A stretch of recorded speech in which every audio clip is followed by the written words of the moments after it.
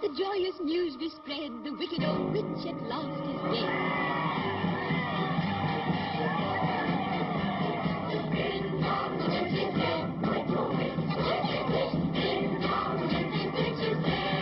Alright, that was a bit mean. She was certainly a lot more frustrating last year, but yes, Clara is now dead. I think unless you live under a rock or just don't care about Doctor Who, you should probably know by now that the episode Face the Raven tackles getting rid of Jenna Coleman as one of the Doctor's longest lasting companions. There's absolutely tons I have to talk about this week, so I'll just play some dubstep with my channel name bouncing along to it so I can express my feelings about this week's episode.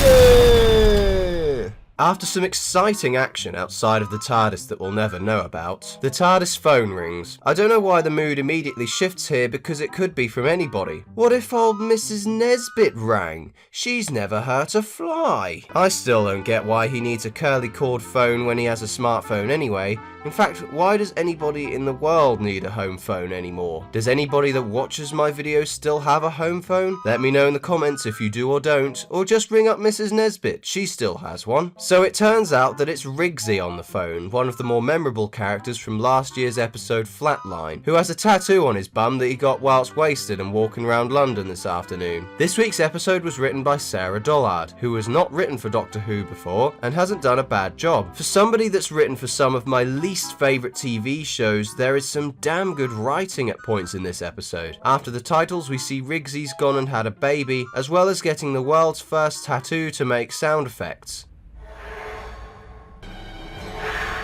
The Doctor then makes a really funny comment about putting your extremities in a bag if you don't stand still. The Doctor then identifies that Rigsy will probably die and explains there's no polite way of explaining that to somebody, which is a nice use of the politeness cards he used back in Under the Lake. It's also nice that the Doctor still calls Rigsy local knowledge too, which was quite a funny aspect of Flatline. There's a good remix of Capaldi's theme that plays as the Doctor convinces Rigsy that he'll try his best to save him. It's great that the music excites me to find out what's happening in the episode. Recently it's all been rather generic. The Doctor and his crew then walk through the set of Sherlock and start searching for trap streets from high up above the ground. I think this sequence of the Doctor flying over London in his box works quite well compared to other times, especially the anniversary episode where it was just cringy to see him being dragged to Unit HQ by helicopter. They actually have a purpose to be hovering over London instead of just iconic humour this time. Back to their search, they all separate and we have this part where the Doctor stops a child in the street and his mother responds with 82. When I thought the most appropriate response in British society for a middle-aged man to start touching a child is, "Get off my child, you fucking pedo!" Something they did unfortunately get right about Britain though is that fucking selfie stick outside the cafe. The music throughout this sequence is once again great, but then this extra walks up towards the characters twice in these two shots. Just watch this.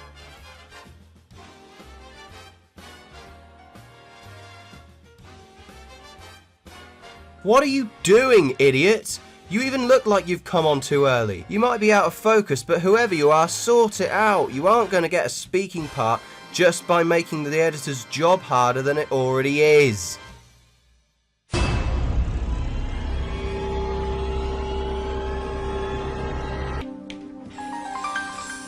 Hey, a secret door. The trio then enter the asylum and guess who's there? My favourite character, Ashilda. How much more can we force this celebrity into the series? I didn't want to see her again after The Woman Who Lived, and after this episode I still feel the same. Only I'm more annoyed about her appearance because the money they spent getting her on the show could have been spent on getting more screen time for the monsters in the streets, and even hiring a decent writing crew for this series. Like I said last year, there are probably thousands of individuals who would do anything to write for this show and are denied the chance because the money is going to crowd-pleasing gimmicks like Maisie fucking Williams. Maisie then shows the Doctor down to a makeshift Diagon Alley. Oh yeah, speaking of, I'm in the process of editing my review of Chamber of Secrets at the moment and I expect it to be uploaded in the next week. Anyway, if I'm not mistaken, this looks like the same set as one of the ones used in the Shakespeare Code back in 2007, but I've already run on enough about the cheapness of this series, so I'll talk about something else.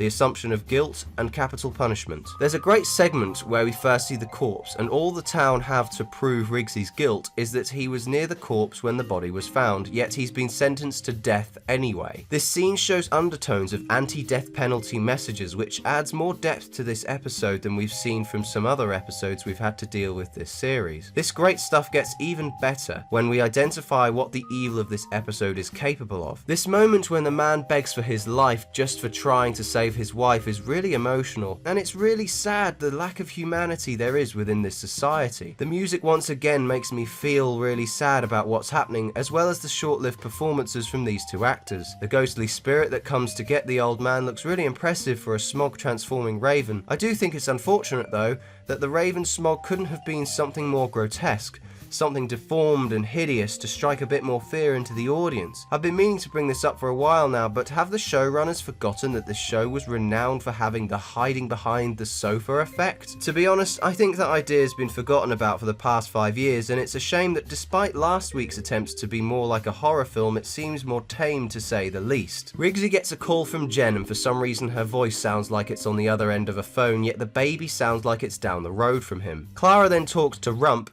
I'm sorry, that name is just hilarious, who explains that you can pass on the Raven execution, but you can't cheat it. This sounds reminiscent of the witch hunts of history, where you can pass the blame of being a witch on to somebody else in your town until there was nobody else left to blame and were thus hanged. Clara then gets Riggsy's tattoo, and we have more adventures reminisced by Clara that we'll never ever appreciate because budget. The doctor starts asking around about Anna, and her daughter explains that she has a gift of telling people's pasts. I really like the design of her species having two faces like Lord Voldemort at the end of the first Harry Potter movie, but the sound editing once again fails us because it's almost exactly the same filter on the voice as that of the faces in the Silence of the Library episodes back in 2008. You could have just used the voice of a male to show us how you convinced the town you were a male previously. That could have been really interesting.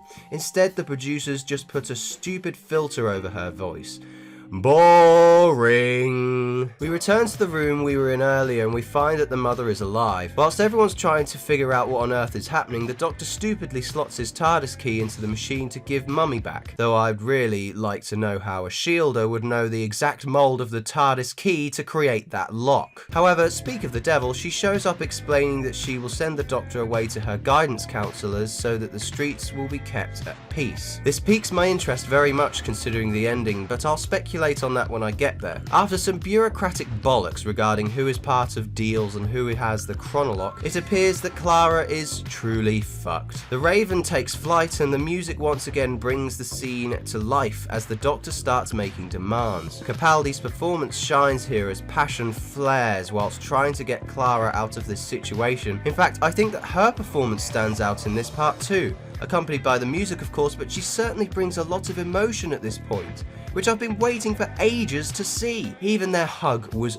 brilliant, and a wave of emotion flowed through me. Their dialogue is beautifully written, and both performances shine so brightly that I was genuinely thinking for a moment, for a single moment, that her send-off could actually be brilliant, and that is until she leaves the building. Oh my god, I could not contain my face palms. Slow motion, the laziest trick in the book. I wondered what was taking the Raven so conveniently long to show up to kill her. This could have been done so much better. We once again forget the essence of Doctor Who entirely when Clara just stands there when she could have just simply ran. The Doctor has been running around with his companions for years, yet despite she even rejected the notion of staying and not running back inside the building, she refuses to even try and run from the Raven. It would have been so great for some exciting music to play as she ran down the road as fast as she could,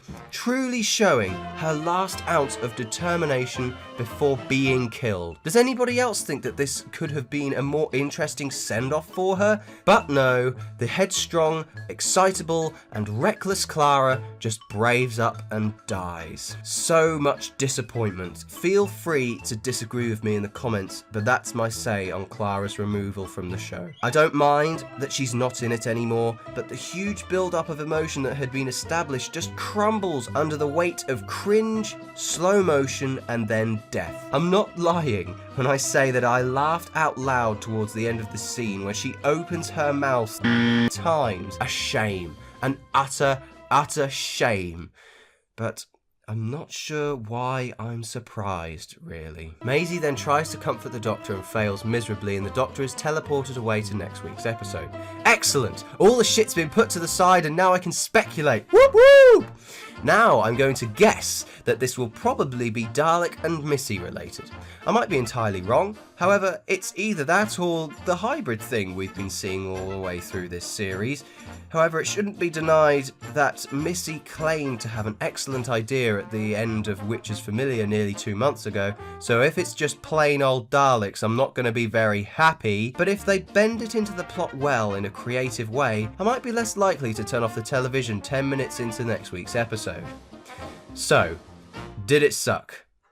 As I have been for the 5th time this series, my opinion is simply meh. I give this episode a 6 out of 10 because the episode isn't consistently tragic throughout, but there's plenty of good stuff to talk about. The writing, the music, the performances, as well as the social commentary going on here, and I have to give it something. But on the flip side, Maisie Williams showed up, bad sound editing was also involved, and Clara's send-off went from brilliant to one of the most hilariously awful moments in TV history. I'm very interested for next week, but at the same time I know I need to expect the worst, because it will more than likely happen whether I wish it or not. Right, now that's all done, it's time for some shout-outs. My first one goes to Mr. Cool 1210 and Walrus is in the Matrix. Great name, by the way. You two are just great. You have both been commenting on my videos consistently for ages and I really appreciate your opinions, so thank you both. Second shout out goes to Mikola, a great YouTuber who has like 100 times the amount of subscribers I have, but is nonetheless very wise and gives good advice and opinions. I think most know about him anyway if you're subscribed to me, but if you guys want a second opinion on Doctor Who aside from my angsty comments, go and check him out. Third shout out goes to Dooley011 and Ace Creeper, who both have shown more dedication to my channel than I would have ever expected. They both make YouTube videos as well, so go and check their content out. You guys are like my super fans, and it's great to see you both suck up to me every week. Now for comments from last week's review. A life without sleeping is not worth living. Yeah, well, you know, that's just like, your opinion, man. Life without sleep is like having bread without butter. You can still eat it, but it's not as nice. And this comment just doesn't really make sense, does it? No, that makes sense. I think you mean that it would be nice to have the choice, which is all good with me. Animated lumps of eye snot go on a rampage in the reused corridors from under the lake, killing people no one cares about. I was actually looking forward to the damn commercials, which in America they stick in like every 7 minutes. Damn, son. Sleep No More put me to sleep more than a few times. A complete waste of an episode. I'd rather watch Love and Monsters or The Horns of Nimon or the Power Rangers.